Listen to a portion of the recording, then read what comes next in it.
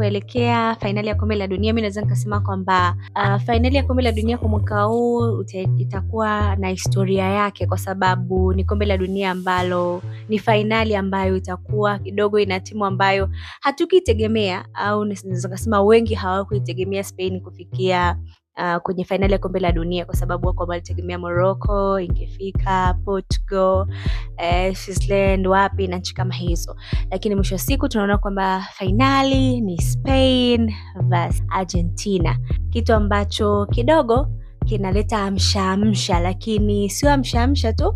Hapo nyuma tuliona kwamba watu wengi walikuwa ni mashabiki wa Portugal kwa CR7, wengi walikuwa ni mashabiki wa Mbappe. Sasa hivi wengine wamehamia Argentina, wengine wamehamia Spain. Kwa kumekuwa kama vile ile vibe ya watu wengi ambayo ilikuwa kwa Ronaldo, ilikuwa kwa Mbappe, imehamia Spain, wengine wamehamia Argentina. So na tunaona kwamba Spain ni timu ambayo ina vijana wadogo, hususan kijana ambaye yeye ndo mbeba timu Lamine Yamal.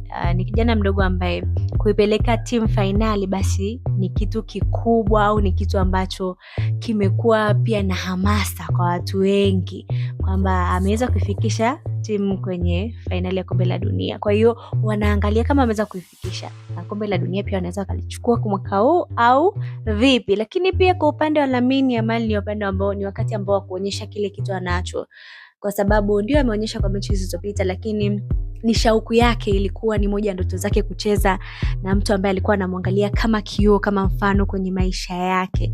Hapo namzungumzia Lionel Messi. Ni mtu ambaye alikuwa ni mfano kwa Lamine Yamal, na siku moja alitamani kwamba acheze naye au ifike hatua wawe hivyo timu moja. Kwa hiyo wanaenda kucheza wote kwa pamoja.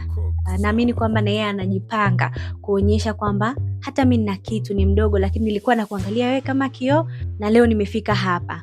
Kwa hiyo ni kitu ambacho wengi tunatazamia kukiona. Kwa hiyo mikakati yangu naiweka kwa Lamine Yamal, kwa sababu naamini kwamba atafanya vizuri na Spain iko vizuri. Of course hata Argentina iko vizuri, lakini kwa nguvu kubwa nadhani kwamba Spain watatumia nguvu kubwa sana kuhakikisha kwamba wanatoa ubingwa wa kombe la dunia kwa mwaka huu 2026. Kwa kufikia hapo, haya ndo maoni yangu. Kwa hiyo tutegemee kuwa na weekend nzuri ambayo itakuwa na vibe kubwa sana la fainali ya kombe la dunia.